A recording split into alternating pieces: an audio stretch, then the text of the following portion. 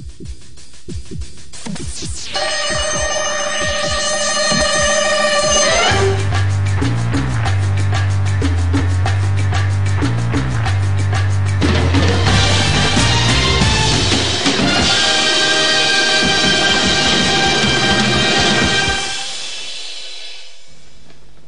starom benediktínskom kláštore v Hrónskom Beňadiku, kde sa nachádza relikvia svätej krvi, sme v novembri absolvovali duchovnú obnovu s Braňom Bukovským. Obnova bola zameraná na formáciu medziľudských vzťahov. Pod patronátom svätého Františka z Asisi sme testovali aj rôzne meditačné polohy. 4 z 5 duchovných odporúčajú Jančiho meditačnú polohu. Už tradične sme v nemocnici u milosrdných bratov sprevádzali svätého Mikuláša.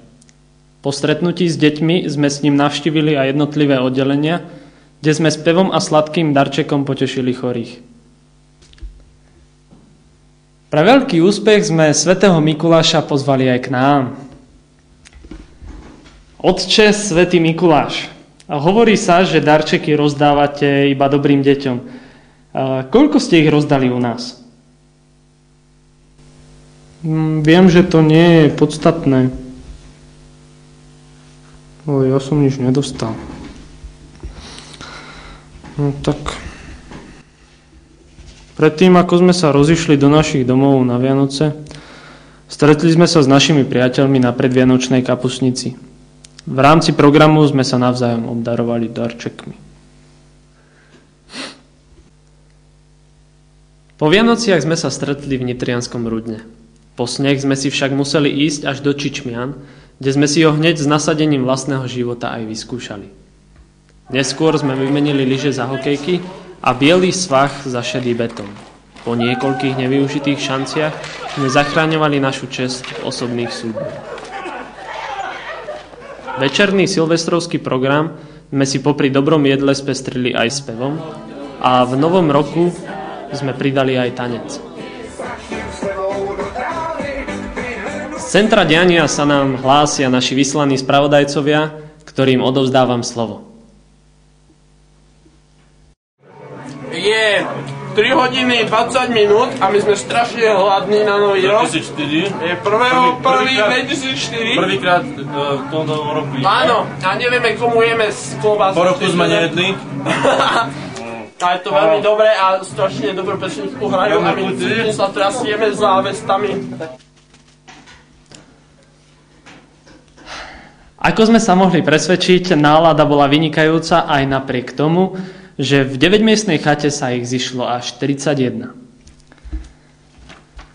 Zima pokračovala ďalej a po niektorých sme sa vybrali na lyžovačku do Oščadnice. Kvalitu snehu sme otestovali nielen na lyžiach, ale aj na vlastnom tele. Plnými dúškami sme si vychutnávali nielen slnečné dni, ale aj nočné lyžovanie. Okrem lyžovania sme sa čo to dozvedeli o polesníkoch, ako sa pripravujú a samozrejme aj ako chutia. Keď sme naplnili naše žalúdky, dali sme priestor aj našim hlasivkám.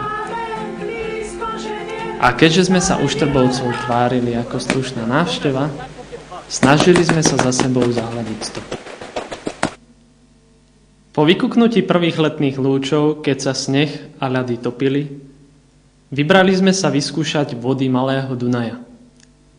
Plavili sme sa malednou prírodou, ktorá sa nám odhaľovala počas 3 dní svojej krásy. Žiaľ, alebo chvála Bohu, nemali sme tú česť plávať v člne hore dnom. Večer po pivku a na ohni pripravenom jedle sme spevom udržiavali morálku posádky. S priamym vstupom sa nám hlási naša vyslaná redaktorka Zuzka. Ano? Dobré ránko. Ideme posledný deň na splav. Škoda. Pa. Ďakujeme za vyčerpávajúce informácie. Už po druhý krát sme strávili týždeň s deťmi v tábore organizovanom Blumentálskou charitou. Mnohokrát sme však mali dojem, že sa na programe bavíme viac ako samotné deti. Aj napriek tomu, väčšina z nich chcela zostať na tábore dlhšie. Keďže sme chceli deťom dopriať čo najviac zážitkov, vzali sme ich jeden večer na dostup.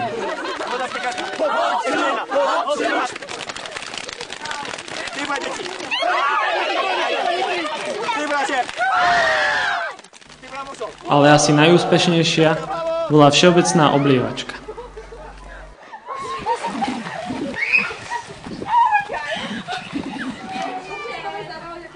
Na tábore nás navštívila jedna svetoznáma skupina.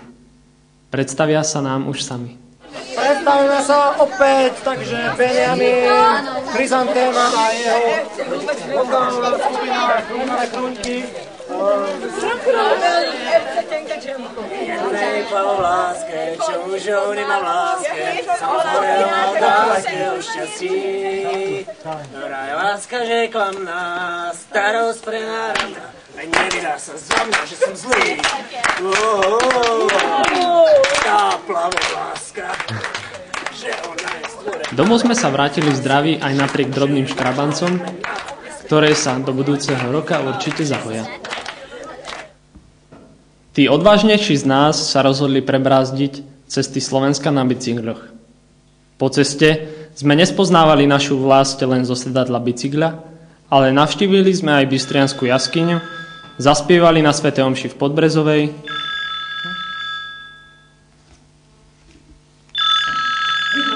chalani, dajte tam niečo.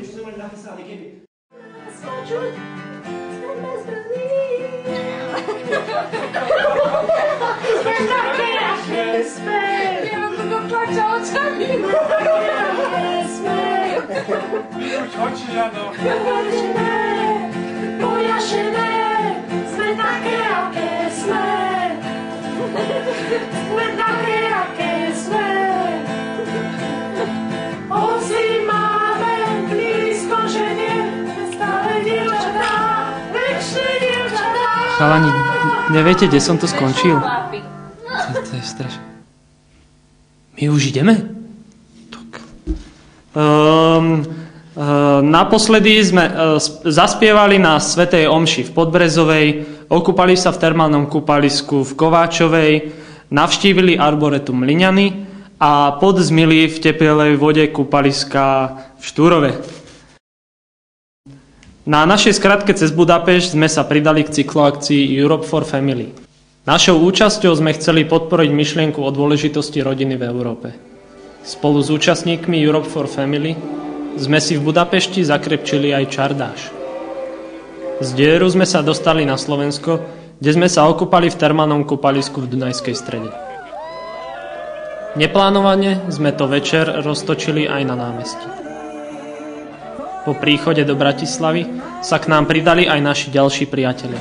Tým sa naša cyklotúra po 750 km skončila, ale pelotón pokračoval ďalej do Bruselu.